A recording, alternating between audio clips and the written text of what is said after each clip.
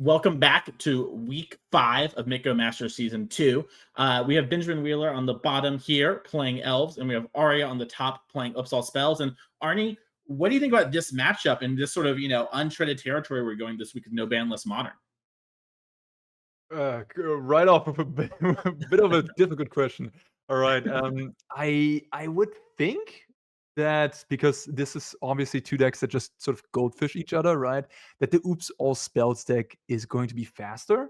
And the die roll is of course very important and going to Arya here. So yeah, that is my analysis on the fly here.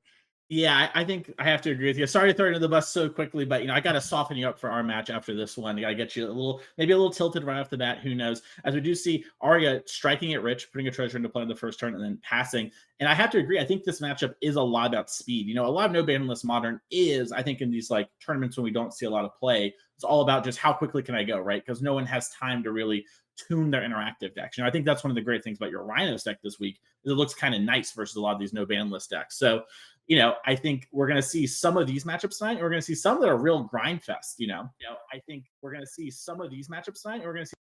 Yeah, absolutely. Like it's gonna be an interesting mix. Are we just gonna see an Undercity Informer here with a Rite of Flame on turn 2? Probably, I would guess. I imagine so. Arya threatening to win on the very next turn, and Ben just has a Lennar Elf. Brought his Pioneer deck for this week. But yeah, I think that makes a lot of sense to me. I guess Arya could strike it rich and then go for it next turn, but I guess actually a big thing going on here is this Boseiju could blow up the land. And then we're Oh, just maybe not able to go for it. that is actually, yeah, you're totally right about that. That would be pretty awesome actually if Ben sees that line. Yeah, and it is open deck list for our competitors this week. So, it might be something that you easily miss because so often, right? Like everyone plays at least one basic in their deck or some land that you can grab off of Boseiju. But, Arya's deck doesn't really work if it has that in there. So I'm curious to see if Arya is going to play around these Boseijus from Ben. I'm just taking a look at Arya's deck list. I'm wondering if like Force of Negation is good enough to disrupt it to counter the Dread Return, bringing back the Fusses Oracle. But there's actually one copy of Bridge from Below also in the deck, making multiple zombies, and then you can use the second Dread Return. So got all the angles covered here. Very nice. Yeah, Arya does a great job of, playing these sort of decks and making them as fast as she can, but then having just a little bit of something to fight through that first piece of hate, right? She's like, I'm going super, super fast, and also I can fight through that. Did you see the Boseiju right away? Lennar Elf drawn for turn. I love it from Ben. Ben was like, you know what? If you're having to tank, that can't be good news for me. I'm just going to strip mine you, play this elf, and we're going to see if Ben can go off next turn. Now, did Ben bring like anything like 3-Tree City from Bloomborough? I'm not sure if he did. That could be an interesting aspect of this. 3-Tree City, the new Gaia's Crater. Let me take a look at the deck list. Yeah. It's not in there. It's not Ah. in there. All right. Next time, Ben. We are going to see Arya. She's starting. It looks like cast maybe Rite of Flames. We could. I mean, you gotta love that Boseiju. Just didn't take a second after that was put on the stack. Love it. Reminiscent of what Ben did last week as well, where he went with the Eldrazi and Destruction deck. Very unique archetype that succeeded for him as well. Yeah. I like Ben's approach to things. He's very confident, and he's like, "Listen, I'm here to do a certain type of thing, and that's what I'm here to do." There's no mixing it up, no, kind of middle of the road. I'm going for it, and had a lot of success so far doing it. And I think this format favors him in that regard. And Arya is just passing the turn, doesn't think she can do anything this turn. Yeah, Arya really just looking for that untapped land to then go untap land, Rite of Flame, and go for the kill. Let's see. What does Ben have anything like Reclamation Sage in his main deck as like a pack for the sage, blow up the treasure? He does. He does actually, but it's a masked vandal, which you need a creature in the graveyard for, unfortunately. So that is unfortunate. We are going to see Nettle Sentinel ripped off the top, and Arnie, if we can get a Heritage Druid, we might be winning this turn. Yep, this is probably Summoner's Pact for Heritage Druid, and we're gonna see Elves go off. Yeah, and really impressive. I think you hit the nail on the head at the beginning of the match where it was like play draw matters a ton. These two decks don't super interact that much and they go really quick. But Ben just had his one piece of interaction as we do see the Heritage Druid get cast. And now we're going to start doing the tap untap dance here with these elves. As the second Nettle Sentinel picked up off the top. Oh my goodness, what a draw. Yeah. It's been a while since I've watched this loop go on. Yeah. Not loop. It's not a loop, but Mhm. it's been a while. It's been a while. Brings Yeah, you back to Legacy. it really does. My first Legacy deck was Elves, so this has like a special place in my heart, you know?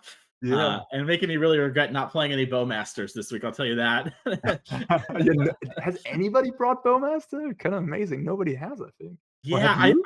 I thought No. about having like one or two in my sideboard just for in case a deck like this popped up. But I Yeah. kind of thought, oh, they'll just ban that deck from me. It has to line up perfectly. And we're seeing Wheeler go for it here, just sort of comboing off, getting the second glimpse. And if you haven't seen this before, basically the Nettle Sentinels will untap every time a green spell is cast, and every creature in Wheeler's deck except Craterhoof is going to net or break even on mana. So every creature is representing a redraw here. So now Wheeler has all these redraws, and as soon as he's done, Arnie, he's going to play this Skull Clamp, which I think might just mean it's deterministic from this point. Yeah, I think so. So how is he actually going to kill? He's just going to put 20 creatures into play and then Craterhoof for, I guess 12 is enough. I guess, yeah, at this point, one Craterhoof. Yeah. Does he have a All right. Quirion Ranger to untap his first elf? Because that would also help a little bit. I can't quite Yeah. remember. I can't get his deck list to load for me here, unfortunately. Okay, so yeah, we do have two, I'm being told, from production. And oh, Leafcrown Visionary. This is one of the new elves we saw in the last couple of years that acts like a glimpse of nature. So now Wheeler's going to really get going. And here's Wirewood Symbiote that's also going to allow that untap. And I guess theoretically, Azuri might even do the job. Yeah, Zuri says 3+3 to everything, right? I believe so. Yeah, it would take a lot of mana, but we've got that. Yeah, I think at this point, I think it's deterministic. He's just drawing through his deck here, and there's a Green Sun Zenith. Hmm. Each 1 mana elf adds a mana essentially. Hmm. Yeah. So I think we got this. You can just tap the last 3 elves and get a Kratos into play attack for 20 or something. Yeah, I think Arya was hoping that all of the crater hooks and ways to find them were at the bottom of the deck, and maybe you can deck Ben. It's not a Mayon glimpse, but believe it or not, Ben wasn't that unlucky. And like you mentioned, has it here. It looks like he's just putting in the Wirewood Symbiote to get that untap, probably on that first Llanowar Elf, and then get the hoof going. Has Summoner's Pact as well now, so this is definitely lethal, and Arya has nothing to do it. And a really impressive showing here from the Elves deck. This deck is something that I think is kind of a fan favorite. We mentioned kind of, talking about an old Legacy, right? It was a staple of that format, but isn't something you get to see in normal Modern. I love that, like, when you remove the ban list, you get to see stuff like this really shine. Yeah, absolutely. Lovely to see. And yeah, Arya was just kept the one lander. A second land probably would have meant yeah, a win in the other direction. But the Boseiju good enough to sort of take it home and have a turn 3 win here. So turn 3 win with interaction, pretty good, pretty good. Yeah, not too shabby, as they say.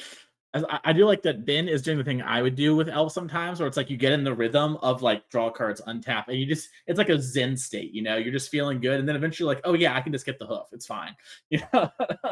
I've definitely been there a lot of times. As it does look like we're Summoner's Pacting for that Crater Hoof. Crater Hoof's going to be plus, I think, exactly 1 million, 2 million. And we're going to attack Arya for lethal. And we're going to head over to the sideboarding. I'm curious to see if these players have anything that's good post board. Well, Leyland of the Void, nope. Empty the Warrens, nope. Inquisition of Kozilek, I mean, I guess. And then Feed the Swarm, not really. Yeah. So Arya doesn't have much to work with. No like Toxic Deluge or 1 damage to everything.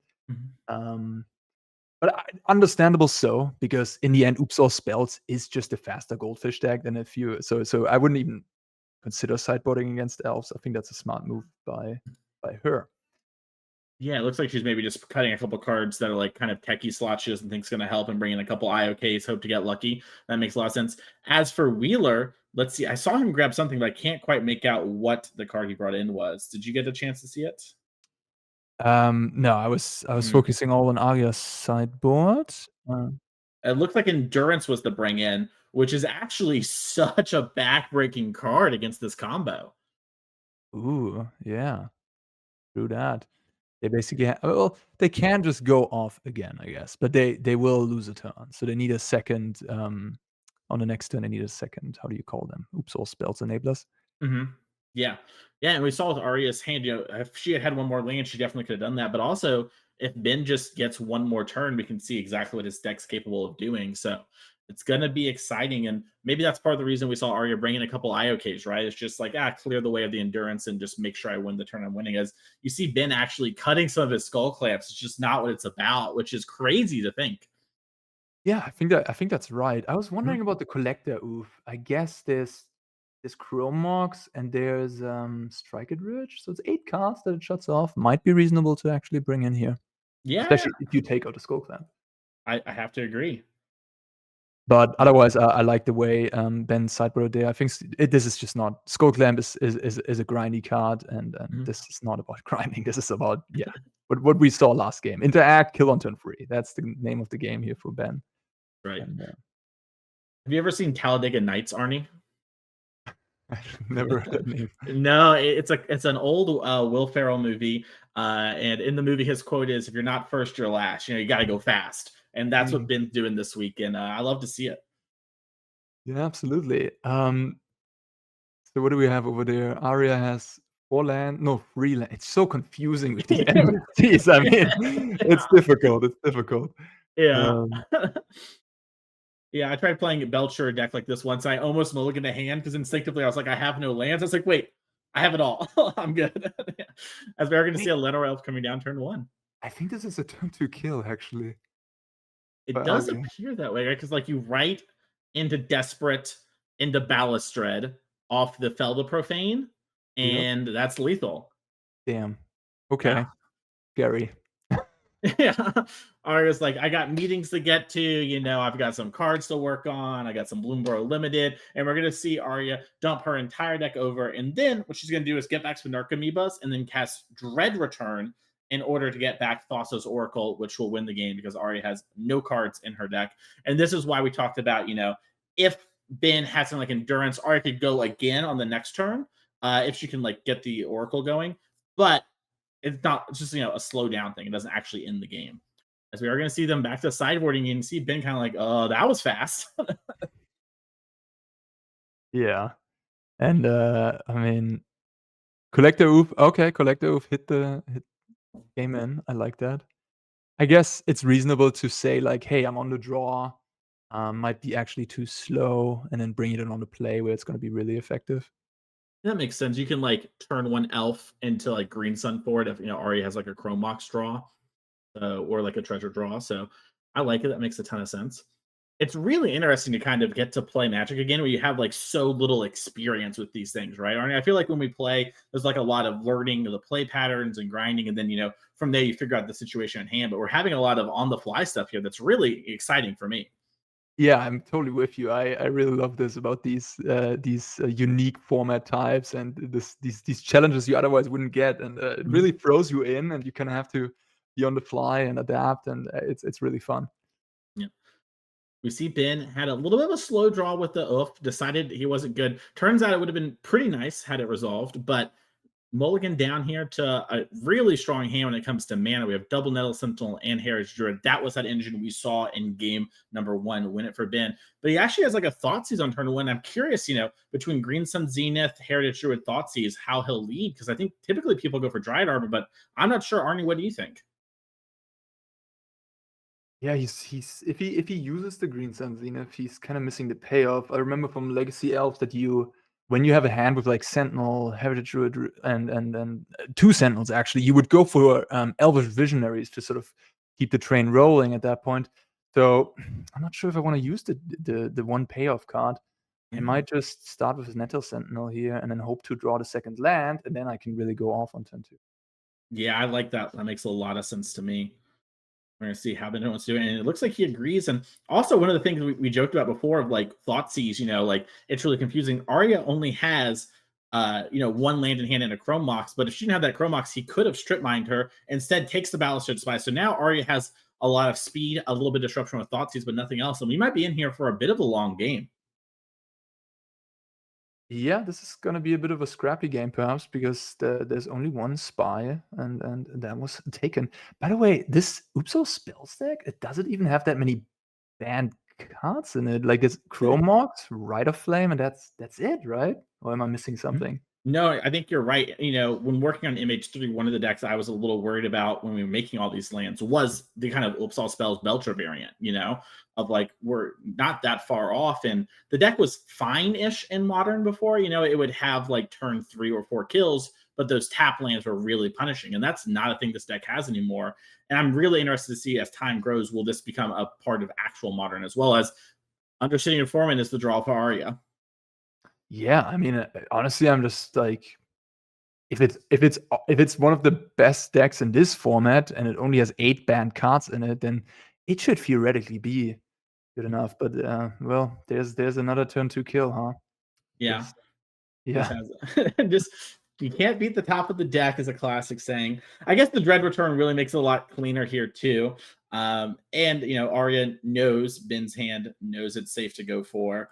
And we're gonna see Arya move on to the winner's bracket at two winning Benjamin here. And Arnie, it's time for us to battle here in just a couple minutes. It's pretty exciting. I can't wait to see what you bring. Yeah, me too. I'm excited to see how that match is gonna be. Excited to jump in. Yes, well, that is it for this round.